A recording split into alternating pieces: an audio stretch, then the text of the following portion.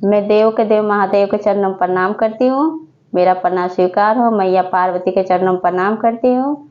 मेरा प्रणाम स्वीकार हो। कार्तिक गणेश दोनों भैया के चरणों में प्रणाम करती हूँ। मेरा प्रणाम स्वीकार हो। हरिंदर भैया नीलम दीदी के चरणों में प्रणाम करती हूँ। मेरा प्रणाम स्वीकार हो। माता पिता के चरणों में प्रणाम करती हूँ। मेरा प्रणाम स्वीकार हो। आप सभी गुरु भाई बहन के चरणों में प्रणाम करती हूँ और महादेव से दया मांगती हूँ कि हे महादेव दया कीजिए, पल पल दया कीजिए। आज जो मैं कथा आप लोगों को सुनाने जा रही हूँ कि कैसे एक ठकुराइन के पास माता पार्वती आई। कथा बहुत सुंदर है, शुरू से अंत तक सुनिएगा और कथा अच्छा लगे तो मेरे वीडियो को लाइक कीजिएगा, चैनल को सब्सक्राइब कीजिएगा, कमेंट बॉक्स में हर हर महादेव जरूर लिखिएगा, दोस्तों में रिश्तेदारों में शेयर कीजिएगा। आप लोगों से हाथ जोड़ के निवेदन है कि आप वीडियो को देखते तो हैं लेकिन लाइक नहीं करते। आपका लाइक आप ज़्यादा से ज़्यादा लाइक कीजिए और शेयर कीजिए। अगर नए हैं तो सब्सक्राइब भी कीजिए ताकि और शिष्य तक पहुंच सके। चलिए ज़्यादा बात नहीं करते हुए कथा शुरू करती हूँ। एक गांव में एक ठकुराइन रहती थी। ठकुराइन बहुत गरीब थी। ठकुराइन सब लोगों का, जितनी महिला थी सबका नाखूना काटती, महावर लगाती थी। यही काम उसका था, क्योंकि आप लोग जानते हैं गुरु भाई बहन कि ठकुराइन का काम हर जगह पड़ता है। तो एक दिन की बात है कि शरद पूर्णिमा आया, कार्तिक नहान। तो उस दिन गांव के सभी जो महिला थी तो कहती हैं ठकुराइन से कि ठकुराइन ठकुराइन तुम मेरे साथ चलो, हम लोग जब गंगा स्नान करके चले आएंगे तो तुम हम लोग का नाखूनी काट देना और महावर लगा देना। अब वो कहती है ठकुराइन बहुत गरीब थी, कहते कि मैं गंगा जी नहीं जा पाऊंगी, मेरे पास पैसे नहीं है, से यहीं पे पास में ही नदी में चलते हैं नहाने। तो कहती है सारी जितनी भी वहाँ पे थी महिला स्त्री सब कहते कि ठीक है यहीं पे नहा लेते हैं। तो सब मिल के जाते हैं पास के ही नदी में नहाने, क्योंकि गंगा जी में शरद पूर्णिमा के दिन जरूर नहाना चाहिए गंगा जी में, और उस दिन नाखूना जरूर कटवाना चाहिए, क्योंकि हर एक काम में ठकुराइन की जरूरत पड़ता है। शादी होता तब भी पड़ता है, बच्चे होते जब भी पड़ता है, हर एक काम में ठकुराइन की जरूरत पड़ता है। तब क्या होता है कि जब नदी से नहा नहा के सब महिला निकलती हैं तब वो क्या करती थी ठकुराइन कि सबका नाखूना काट के अब महावर लगाती थी। और जो भी उन लोग के पास जो जुड़ता था, जो भी पैसे अन्न जो भी था सब उनको ठकुराइन को देते थे। उनका दिन ऐसे कट रहा था। फिर कैलाश पर्वत बैठे माता पार्वती और महादेव दोनों देख रहे थे। जब देख रहे थे तो माता पार्वती कहती हैं महादेव से कि मैं भी जा रही हूँ कार्तिक का स्नान करने। तो कहते हैं महादेव कि ठीक है जाइए आप भी। तब माता पार्वती आती हैं, वो भी उस नदी में नहा के, और लंबी सी लाइन लगी रहती है।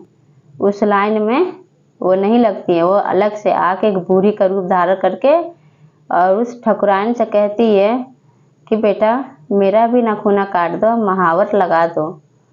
तो सब कहते हैं माता पार्वती से, जो बूढ़ी मैया बन के आई थी, कहते हैं कि अभी सब लाइन में लगे हुए हैं, आप भी लाइन में लग जाओ, इतना लंबा लाइन लगा हुआ है।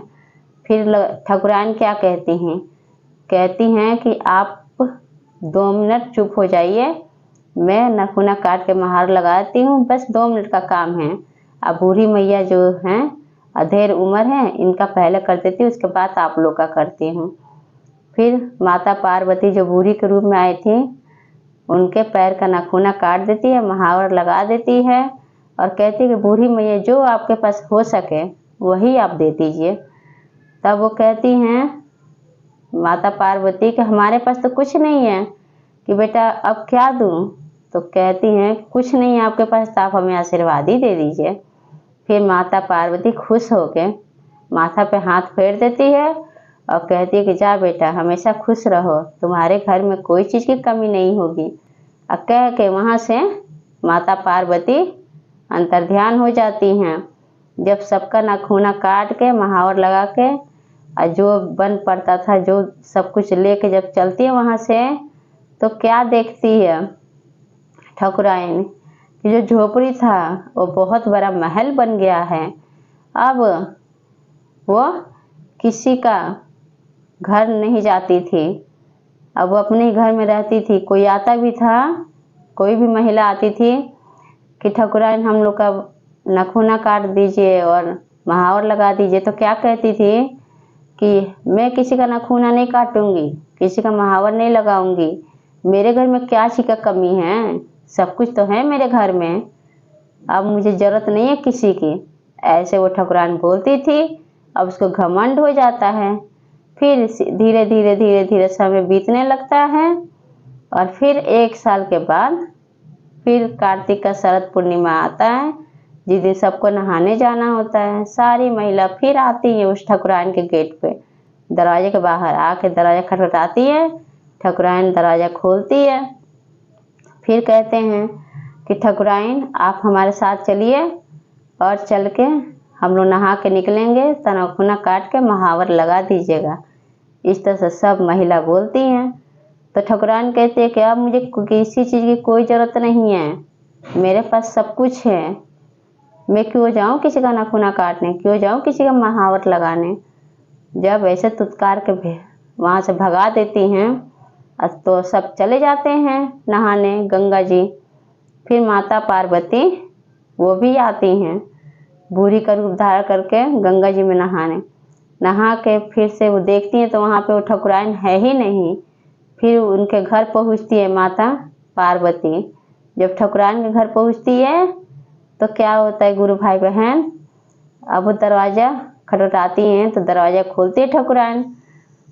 तो माता पार्वती जो बूढ़ी के रूप में थी तो कह रही हैं कि ठाकुराइन मेरा नखूना काट दो, महावर लगा दो, मैं गंगा जी से स्नान करके आई हूँ। तो ठाकुराइन क्या कहती है कि मुझे किसी की कोई ज़रूरत नहीं है, मेरे पास सब कुछ है, मैं क्यों किसी का नखूना काटूंगी, क्यों महावर लगाऊंगी, अब मुझे कोई चीज़ की कमी नहीं है, सब कुछ है मेरे पास। जब ये बात सुनती हैं माता पार्वती और तुत्कार के भगा देती हैं, फिर माता पार्वती कैलाश पर्वत पे चली जाती है। जाके महादेव से कहती है कि महादेव मेरी जो ये ठाकुराइन है जिसका गरीबी मैंने दूर किया, उसको देखिए कितना घमंड हो गया है। महादेव कहते हैं कि देवी पार्वती आप तनिक न घबराइए, क्योंकि लक्ष्मी जो है वो ज़्यादा दिन नहीं टिक पाती है, उसको ठाकुराइन को बहुत घमंड हो गया है तो वो नहीं टिक पाएगी। वो तो चुलबुली हैं, लक्ष्मी तो आज यहाँ रहेगी, कल वहाँ रहेगी, परसों वहाँ रहेगी। अब लक्ष्मी क्या करती है कि उसका बर्ताव देख के ठाकुराइन के और उसके घर से निकल जाती हैं। फिर से वो वैसे गरीबी दिन काटने लगती है ठाकुराइन, और फिर से वो ऐसे ही सब महिला का नखूना काटने लगती है, महावर लगाने लगती है।